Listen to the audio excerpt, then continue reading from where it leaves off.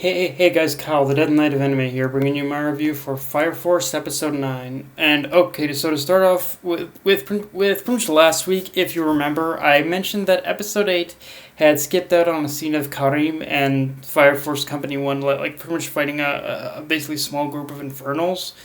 Well, in the very beginning of this episode, I suppose you could say they pretty much made up. I suppose you could say they pretty much made up for that, but by showing us a very similar flashback sequence, which I'm not gonna lie, it in itself is kind of they pretty much took a flashback sequence from later in one of the chapters, and switched it over to the beginning, and I'm not gonna lie, that in itself is kind of a clever way in order to start this episode, since it serves as a nice like transitional scene compared to just like jumping us right into where the manga left off. But at the same time, it does kind of raise the question of if there's no problem with that particular scene, like the scene in the beginning of the episode, then why do they skip what is essentially the exact same scene just on a smaller scale? And actually, you know what? I think I just answered my own question. I think the reason as to why it was probably skipped is because both scenes are essentially so similar, and I think with I think if I'm not I think when it comes to I think if I'm not mistaken, I think what David Production's mindset is when it comes to scenes like this is that they're is basically they want to, if they see two scenes that are similar, that they probably want to avoid like repeating the scene. I want to say I can kind of understand the which if that's the case, I can kind of understand the logic on that, maybe, but yeah. So yeah, I think that's what happened is they had a is that both scenes are kind of similar, so I think they wanted to avoid like repeating it or something like that. Um, so adaptation wise, it was a pretty straightforward episode. Like mostly the episode itself, it was covering the fight between Rekka and Shinra and between Rekka and Shinra. However, I guess the most notable thing in that sense is that in the beginning of the fight, they do like essentially cut out a few bits of dialogue to make the pacing go faster. I suppose, like for instance, like pretty much before even Rekka uses his first like star fist punch on Shinra. There's actually a moment where Shinra like he mentions like using a move Maki like taught him during training, but yeah, that was yeah, that just that little bit of dialogue here, just a little bit of dialogue here and there was like trimmed down and cut out of the episode. Now, and on that note, I don't know how alone I am in saying this, but just barring a few minor slip ups here and there, this was honestly the best. This was honestly the best episode, both in art, animation, and artwork we've had thus far, and maybe a lot of it did have to do with the fact that the episode was very strictly action focused, but the thing with this episode is that the art and animation, it was so colorful and so fluid and just so and everything just popped on screen that in many respects, when it comes to this particular episode, this particular episode was probably the closest in order to capturing that exact same feeling from that I pretty much got from watching the first episode, just with again just with how fluid everything looked.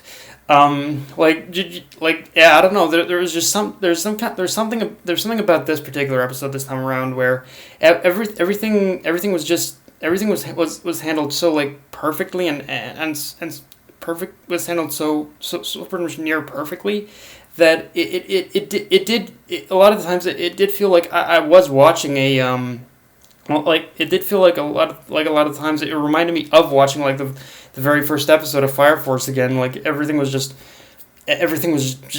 beautiful to look at.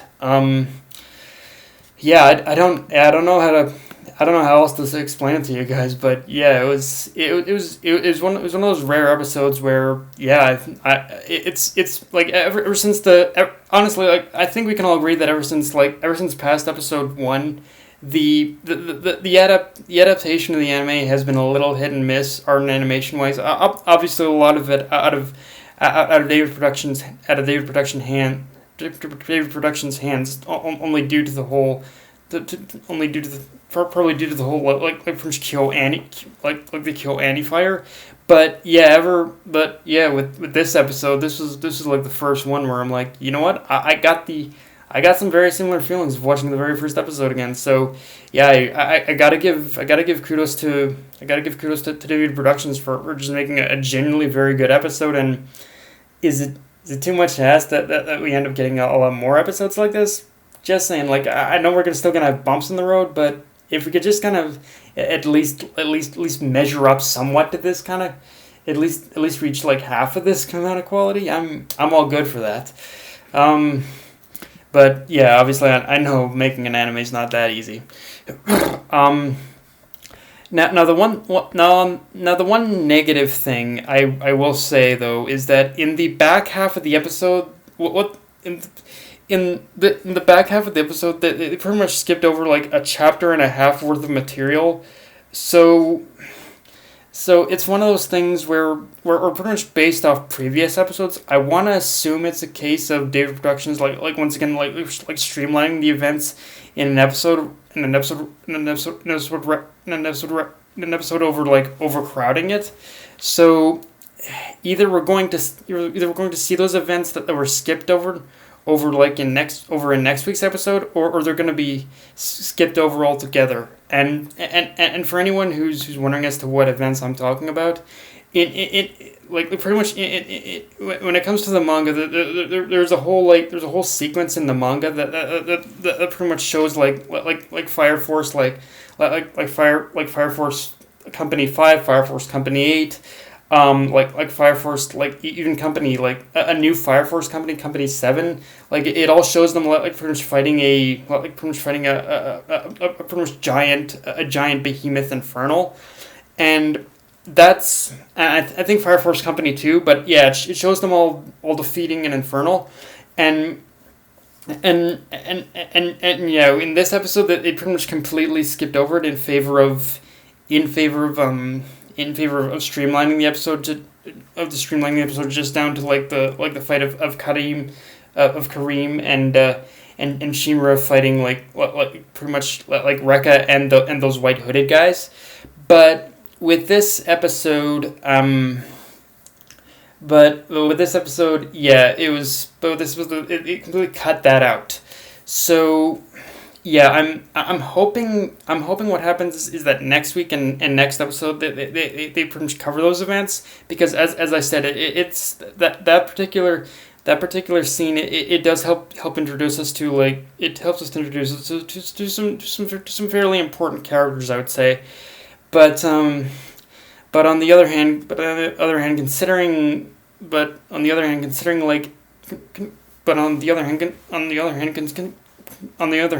you look at that post-credit scene though of Maki having joined the eighth company, I'm not very optimistic either. Like, I don't know how this is gonna go, but yeah, not very optimistic right now of them even covering that scene.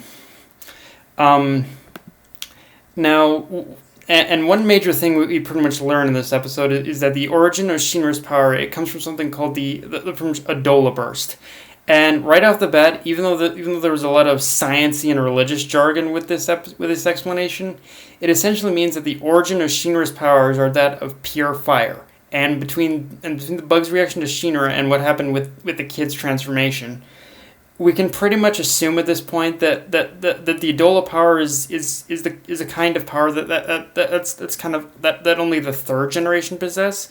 However, I don't think either is it a power that's restricted only to Shinra, and with this reveal, as Shinra points out, it just adds a whole bunch of unsettling implications to pretty much everything we've learned thus far, like pretty much why pretty much Shinra and his family were pretty much burned up in that fire, as well as a frightening prospect to think about if what Joker said if what Joker said about Shinra's brother Sho is correct. Like if Shinra's brother's show is correct, if Shinra's brother's show is alive, then yeah, he's more than likely got the exact same power as Shinra now. But yeah, as far as the rest, yeah, that's in itself is kind of scary to think about. Now, having said all that, the pretty much fact that the one thing to point out with this whole Adolla burst reveal is that just the mere fact that we also learned that there pretty much have been so many failures, in Rekka's attempts in order to awaken the Adolla burst. It also just kind of proves too that this whole concept of the Adolla burst is kind of like conquerors. It's kind of the conquerors hogging this world where even if someone is a third generation, there seem to only be an extremely select few of people who can even awaken this power, obviously. So yeah, there's that too. And I'm not gonna lie, Rekka is definitely he definitely proved himself between this last episode and this episode that he's definitely a psychotic dirtbag. That there's no question. That goes without question. But if there's anything I feel this episode did is kind of make us at least to a degree at least sympathize with him in a way where we basically see that Rekka is a victim of manipulation, through the fire forces, through the fire forces doctrine of religion, he was basically in a he seemed to have been he was as we see in this chapter. As we see in this episode, we get introduced to just a couple of a couple of people in white clothing, and it's more than obvious that from just those people and the organization of who they work for, it's obvious that those people are the ones who manipulated Rekka. That they pretty much manipulated his basically ideals, They either manipulated his ideals or he manipulated his ideals and in terms of what he was taught as a fire soldier, or maybe he's always been like that. But in either way, it really just we can at least, with what we see, we can at least see that there was some kind of form of manipulation that was going on with him and how he was manipulated. So in that sense. So yeah, in that sense, it just further shows how the Fire Force's whole doctrine of religion it pretty much can be used in order to easily manipulate people, as well as just as easy it is to kind of in order to use it for a genuine force of good or something like that. And now in terms of these two white robed people. The important thing to take away from basically the introduction of these two people is the symbol on their cloaks. Like the symbol on their cloak, if it's kind of far away, but it's a little blurred out, it's a little blurred out. But the symbol on their cloaks is the exact same symbol as the Holy Soul Temple, or the symbol of the religion in this world of Fire Force. So just from that one little detail, we can definitely see that pretty much the corruption that the Fire Force Company 8 is fighting against. It definitely goes deeper. The corruption goes deeper than I don't think even they kind of imagined. Like it's obvious. It's obvious that whoever these people are, they're like pulling a lot more strings than we think they are, and considering where the manga is right now in terms of what's been released, yeah, that's definitely an understatement to be sure. But yeah, guys, that's my review. If you enjoyed the video, like, comment, subscribe. Find me on Twitter, Facebook, and Crunchyroll. Death Knight of Anime, signing off.